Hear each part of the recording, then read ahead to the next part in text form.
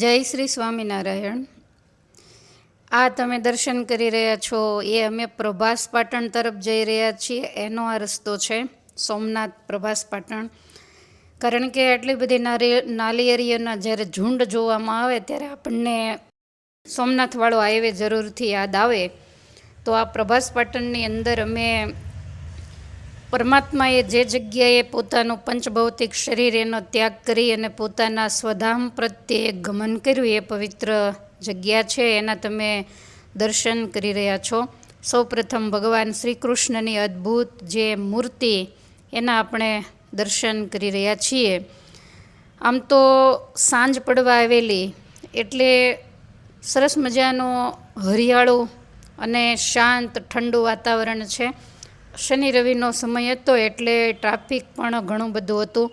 તો તમે દર્શન કરી રહ્યા છો। સૌ પ્રથમ ગીતા મંદિર આવે છે, જે મંદિરની અંદર ભગવાન માધવ મુરલીધર બિરાજમાન છે, સરસ મજાના જેને શૃંગારો છે અને ચારેય બાજુ આખા મંદિરમાં ભગવદ્ ગીતાના પવિત્ર મંત્રો તો એને કંડારવામાં આવ્યા છે। લોકો વાંચે તો થોડીવાર માટે એનું હૃદય ધબકારા ચૂકી જાય એવા સરસ મજાના મુખ્ય મંત્રો હોય તો એ પણ ત્યાં કંડારવામાં આવ્યા છે। ભગવાને ગીતાનું ગાન કર્યું અને આપણે કેવી રીતે રહેવું એ ઉપદેશ જે કાંઈ અર્જુનને ઉદ્દેશીને આપ્યો તો એ હૃદયમાં ધારવા માટેની આ સરસ મજાની જગ્યા છે।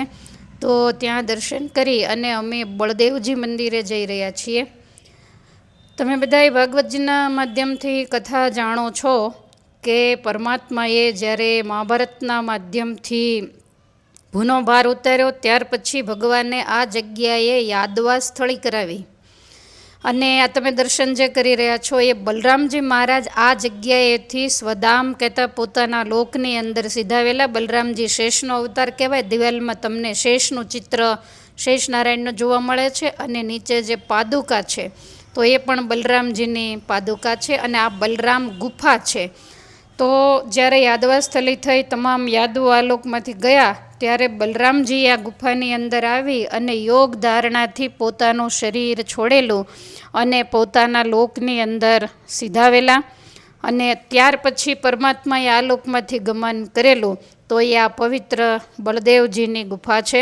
બળદેવજીનું પ્રાગટ્ય વ્રજમાં થયું અને એ જ બળદેવજીએ શરીર આ પ્રભાસ પાટણની અંદર આ સમુદ્રના કિનારે છોડ્યું છે। અત્યારે જે તમે દર્શન કરી રહ્યા છો તો એ અતિ પવિત્ર સ્થાન જેને ગોલોક ધામ તરીકે ઓળખવામાં આવે છે।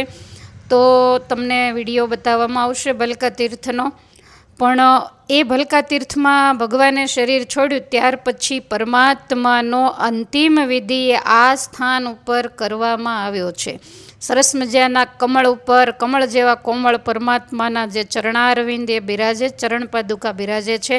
ચારે બાજુ ફૂલથી સુશોભિત છત્રી તો એના પણ તમે દર્શન કરી શકો છો। બિલકુલ સાંજ પડવા આવી છે, આજુબાજુમાં સમુદ્ર એ તમે જોઈ રહ્યા છો કે જે સ્થાનની અંદર એરકા નામની વનસ્પતિ ઉગેલી અને પરમાત્માએ યાદવોમાં અંદરો અંદર વિખવાદ કરાવી અને આ લોકમાંથી બધાને મોકલી દીધેલા અને ત્યાર પછી પોતે શરીર છોડેલું। તો આ છત્રી ઉપર સરસ મજાની ધજા ફરકી રહી છે।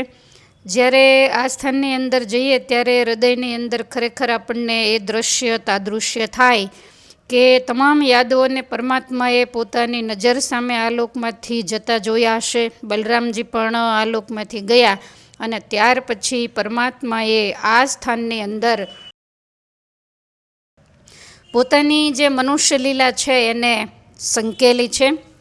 ચારે બાજુ સમુદ્રનો કિનારો, લોકો બધાએ દર્શન માટે આવ્યા છે, કોઈ ફરવા માટે આવ્યા છે, પોતપોતાની રીતે ફરી રહ્યા છે, પણ અમને તો પરમાત્માની જે દેહોત્સર્ગ લીલા એ સતત નજરની સામે દેખાતી કે આ એ જ સમુદ્રનો કિનારો છે કે જ્યાં ઉગ્રસેનના કહેવાથી જે પેલો લોખંડનો ટુકડો હતો એને અહીંયા ઘસેલો અને આ જ કિનારા ઉપર એરકા નામની તમે વનસ્પતિ પણ એ જ ટાઈપની જોઈ રહ્યા છો અને એકદમ શાંત સમુદ્રની લહેરો અહીંયા આપણને દેખાય, તમને જાણે સરોવર કે નદી હોય એવું દેખાઈ રહ્યું છે। બહુ સારી રીતે આ સ્થાનને ડેવલપ કરવામાં આવ્યું છે।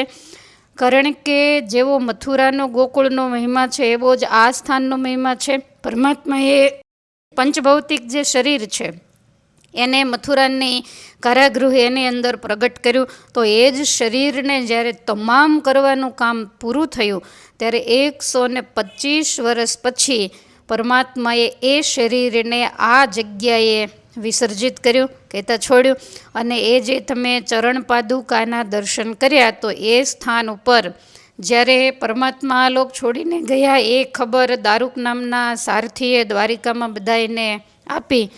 તો એ વખતે રૂક્ષ્મણીજી પણ અતિ દુઃખી થઈ અને આ સ્થાનની અંદર આવેલા અને પરમાત્માના શરીરને ખોળામાં લઈ અને આ સ્થાન ઉપર રૂક્ષ્મણીજીએ અગ્નિ સ્નાન કરેલું, કહેતા સતી થયેલા. તો ભગવાન લક્ષ્મી અને પરમાત્મા નારાયણ એ બંનેનું આ પવિત્ર સ્થાન છે દેહ વિસર્જનનું.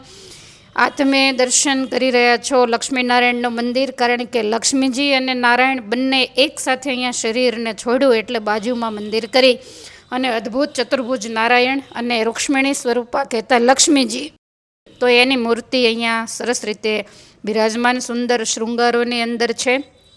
તો એના પણ તમે દર્શન કરી રહ્યા છો. આખો માહોલ સરસ મજાના બધા જ મંદિરો હોય, ઓટલાઓ હોય તો એને લાલ પથ્થરથી અને લાલ કલરથી સજાવવામાં આવ્યા છે. અને ત્યાં જઈએ ત્યારે ખરેખર ગોલોકધામ હોય એવો જ અહેસાસ આપણને પણ થાય છે. જે આ સ્થાન છે તો ત્યાં હિરણ, કપિલા અને સરસ્વતી એ 3 નદીઓનો સમુદ્ર સાથે સંગમ છે એટલે એને ત્રિવેણી સંગમ કહેવામાં આવે છે. તો આ પવિત્ર ત્રિવેણી સંગમ એના પણ તમે દર્શન કરી રહ્યા છો. બધું કામ રિનોવેશનનું ચાલતું એટલે અંદરથી માટી વગેરે કાઢતા એટલે સ્નાન થઈ શકે એવું નહોતું એટલે અમે એમાં સ્નાન કર્યું નથી, માત્ર ને માત્ર જળને મસ્તકે ચડાવ્યું છે. પણ 3 નદીઓનો જે સંગમ એમાં સ્નાન કરવાનો ખૂબ જ મહિમા છે. જે લોકો અહીંયા જાય એ પહેલાં સોમનાથ મહાદેવના દર્શન કરે, ત્યાર પછી અહીંયા ત્રિવેણી ઘાટે સ્નાન કરે અને ત્યાર પછી પરમાત્માનું જે દેહોત્સર્ગ સ્થાન ગોલોકધામ છે એના દર્શન કરે. બલરામજીએ જે જગ્યાએ શરીર છોડ્યું એ બલરામ ગુફા, પછી ગીતા મંદિર હોય, લક્ષ્મીનારાયણ મંદિર હોય તો તેના દર્શન કરી અને આધિવ્યાધિ અને ઉપાધિથી મુક્ત થતા હોય છે. તો એવું પરમ પવિત્ર આ સ્થાન છે જેના તમે દર્શન કરી રહ્યા છો. તો જ્યારે જીવનની અંદર એવો કાંઈ મોકો મળે ત્યારે જરૂર આ સ્થાનની અંદર જવું અને પરમાત્માને જે દેહોત્સર્ગ કર્યો એ જગ્યાએ જે ચરણારવિંદ છે એના દર્શન, સમય રહે તો એની પ્રદક્ષિણા પણ જરૂરથી કરવી.